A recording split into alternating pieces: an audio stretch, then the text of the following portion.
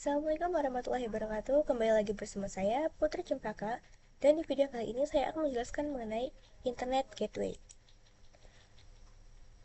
Pengertian dari Internet Gateway adalah gateway merupakan sebuah perangkat dalam komputer yang difungsikan untuk menghubungkan sebuah jaringan komputer dengan satu jaringan komputer yang lain atau lebih yang menggunakan protokol informasi yang tidak sama. Hal ini membuat sebuah informasi dari satu jaringan komputer dapat diteruskan pada jaringan komputer yang lain yang memiliki protokol yang berbeda. Di sini saya akan menjelaskan fungsi dari gateway. Fungsi gateway untuk sebuah jaringan internet komputer. Secara umum, gateway berfungsi untuk menghubungkan sebuah jaringan komputer dengan jaringan komputer yang lain dengan protokol yang berbeda. Fungsi gateway sebagai protokol converting bahwa gateway dapat menghubungkan sebuah jaringan komputer dengan jaringan komputer lain dengan protokol yang berbeda.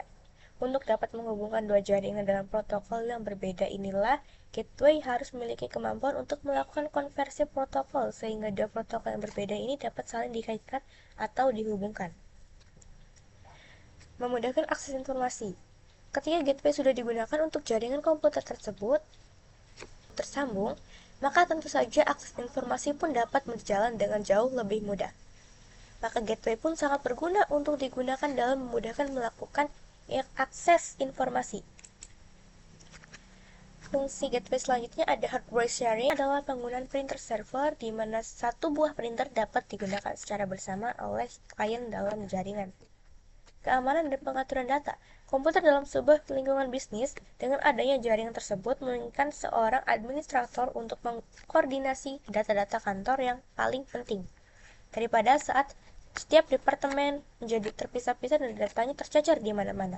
Data penting tersebut dapat dimanage dalam sebuah server back-end untuk kemudian direplikasikan atau di-backup sesuai kebijakan perusahaan.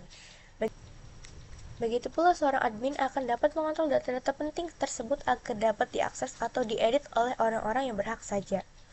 Dan terakhir ada kestabilan dan peningkatan performa komputasi. Dalam kondisi tertentu, sebuah jaringan dapat digunakan untuk meningkatkan performa keseluruhan dari aplikasi bisnis dengan cara memberikan tugas kompetensi lebih kepada suatu perangkat yang didistribusikan ke komputer yang lain. Lalu di sini ada kelebihan gateway. 1. Menghubungkan jaringan berbeda, memungkinkan komunikasi antara jaringan dengan yang menggunakan protokol berbeda, arsitektur berbeda, dan sistem operasi yang berbeda.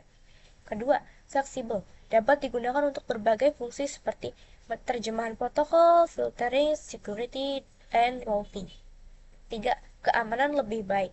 Gateways bisa melakukan penyaringan paket, authentication, monitoring traffic. 4.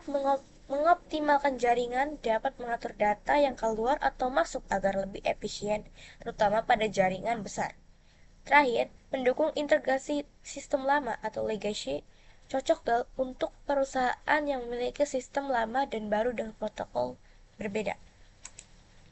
Di sini ada kekurangan gateway. 1. Biaya tinggi karena fungsinya kompleks, perangkat gateway biasanya lebih mahal dibanding router atau switch. 2. Konfigurasi rumit. Setting cukup kompleks karena melibatkan table translasi protokol, kebijakan keamanan, konversi format data. Ketiga, potensi bottleneck. Jika terlalu banyak proses translasi atau filtering, gateway bisa memperlambat jaringan. Keempat, ketergantungan pada perangkat. Jika gateway bermasalah, komunikasi antar jaringan bisa terhenti total. 5. Membutuhkan sumber daya besar. Proses konversi protokol membutuhkan CPU tinggi dan memori yang besar. Terakhir ada jenis-jenis gateway. Berikut jenis gateway berdasarkan fungsi dan konteks penggunaannya. 1. Ada network gateway, menghubungkan dua jaringan berbeda, misalnya LAN ke internet, biasanya dalam bentuk router canggih atau firewall. 2. Protokol gateway, menerjemahkan protokol jaringan. Lalu ada ketiga, application gateway atau proxy gateway, mengatur traffic pada level aplikasi, HTTP proxy, SMTP gateway, FTP gateway. 4. VoIP gateway, menghubungkan jaringan telepon analog PSTN dengan jaringan VoIP. Cloud gateway, menghubungkan jaringan lokal perusahaan dengan layanan cloud, AWS, Azure, GCP. Ayo IoT Gateway menghubungkan perangkat IoT dengan server atau cloud serta melakukan data processing, filtering, protocol translation, MQTT, COAP, HTTP. 7. Payment Gateway, bukan dalam konteks sharing komputer, tapi teknologi finansial. 8. Email Security Gateway, menyaring dan mengamankan email, anti-spam dan anti-malware.